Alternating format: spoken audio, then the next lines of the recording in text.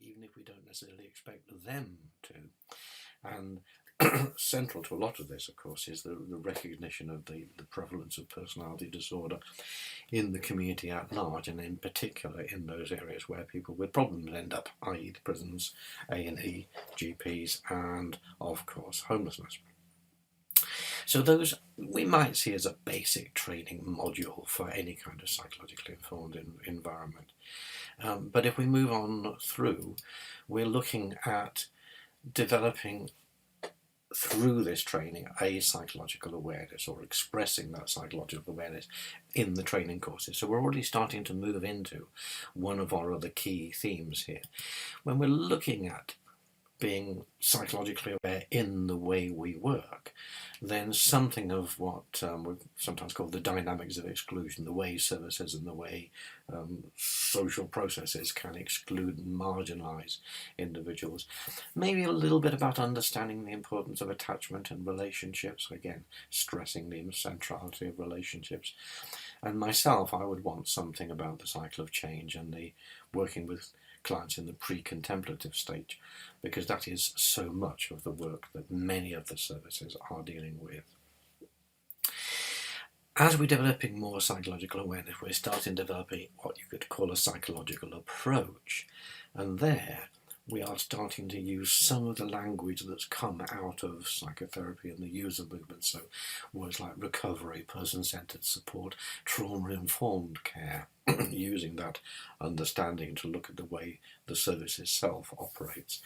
And I'd like to have in here that wonderful phrase that Coral Westway came up with about the scaffolding of hope being one of the key roles of the staff and indeed of the organisation as a whole. So at this point we're starting to move towards what we sometimes call using a psychological model, or thinking about people in terms of understandings of their and treatment modalities. And for some services, of course, we go much further into this territory and use the skills of cognitive behavioural therapies, psychodynamic therapies, humanistic therapies, that's the strengths model, Maslow's hierarchy of needs, looking at people's purposes and ambitions and what's meaningful to them. That's the essence of humanistic therapy. And I've also included here, you'll notice, what the systemic and constructionist approach. Constructionist meaning social construction in sociology and psychology theory. These theories aren't actually treatment modalities, but in some ways, in fact, they're actually critiques of the idea that it is the individual that needs treatment, because that's where the problems all lie. And the systemic and constructionist approaches tend to say, look, it's the way that the services themselves have operated and developed that is half of the problem. This is why people with complex needs get such a bad service, because our services are otherwise focused on individuals' relatively simple, straightforward needs.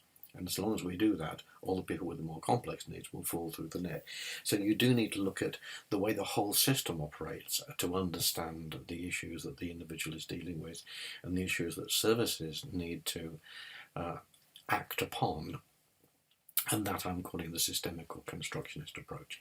It is, as I say, not exactly a psychological theory, but in some ways it's a critique of psychology theories, but it's very much an important and relevant framework for understanding what's going on, for informing services. So that systemic constructionist approach, which is looking at how we work differently, is already starting to take us out of the field of a psychological awareness and psychological model and into the field that here I'm calling learning and inquiry, the approach of the organisation that is about developing as a learning organisation that's continuously seeking to see whether what it is doing is fitting the needs of the client group and the environment.